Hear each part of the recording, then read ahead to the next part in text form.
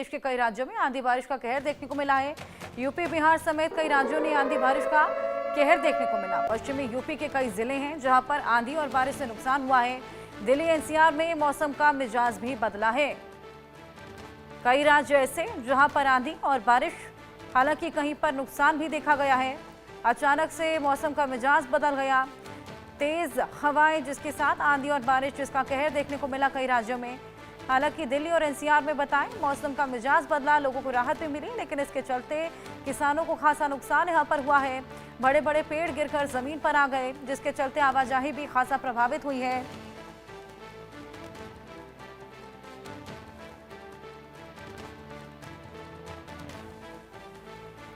बारिश से खासा नुकसान, खासतौर पर किसानों को।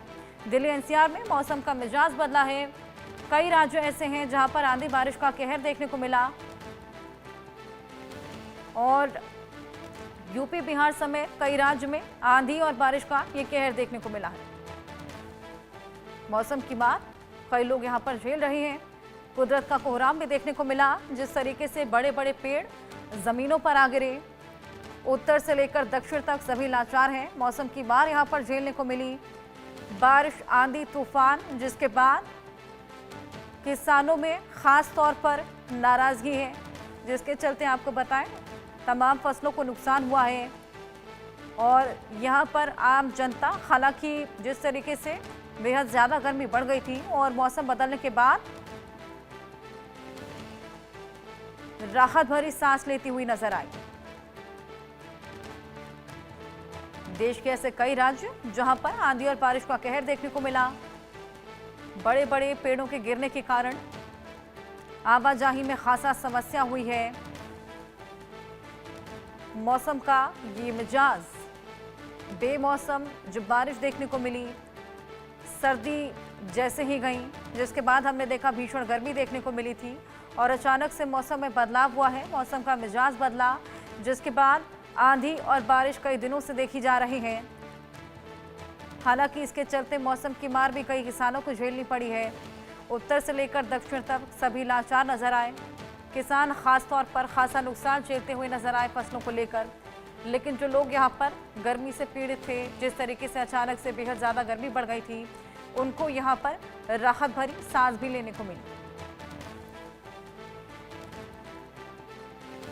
हमारे सहयोगी आदित्य कुमार और महेंद्र माही हमारे साथ जुड़ गए हैं। उन दोनों से ही तस्वीरें दिखाने की गुहार करेंगे और क्या कुछ जानकारी है वो भी लेने की कोशिश करेंगे। आदित्य, जिस तरीके से हम देख रहे हैं दिल्ली एनसीआर में मौसम बदला, लोगों ने जिस तरीके से गर्मी बेहद ज्यादा बढ़ गई थी, उसके बाद राहत की सांस भी यहां पर ली है।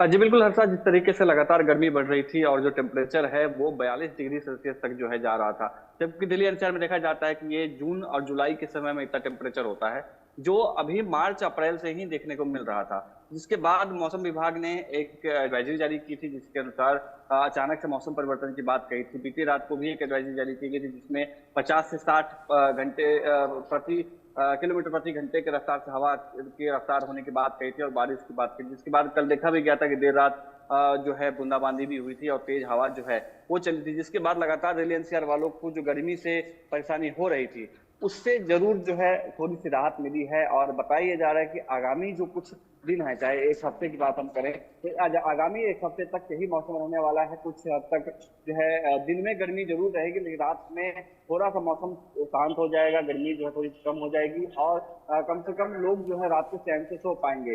देखा ये जा रहा था दिल्ली एनसीआर में लगातार टेम्परेचर जो है पिछले दो सालों में लगातार इस तरीके की वृद्धि देखी गई है। उस सबके पीछे भी मौसम विभाग ने भी कारण और आने भी बताए हैं।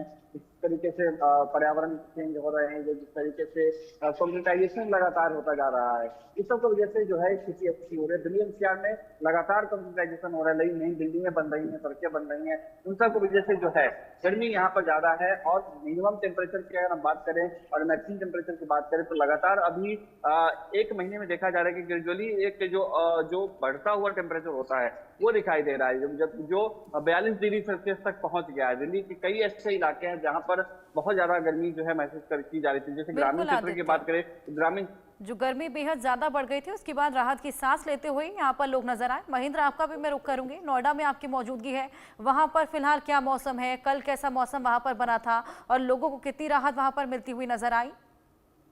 बिल्कुल, देखिए अभी तो दिनों हम देख रहे हैं कि किस तरीके से जो तापमान है सुबह के वक्त ही 7 बजे के आसपास ही जो टेम्परेचर होता है वो 32 के पार पहुंच जाता है। दोपहर होते होते वो 40-42 तक पहुंच जाता है। ऐसे में सड़कों पर सन्नाटा पसरा। जो लोग घर से बाहर निकल रहे हैं वो कहीं ना कहीं इस खौफ में जीते थे कहीं गर्मी ना लग जाए, कहीं लू ना लग जाए।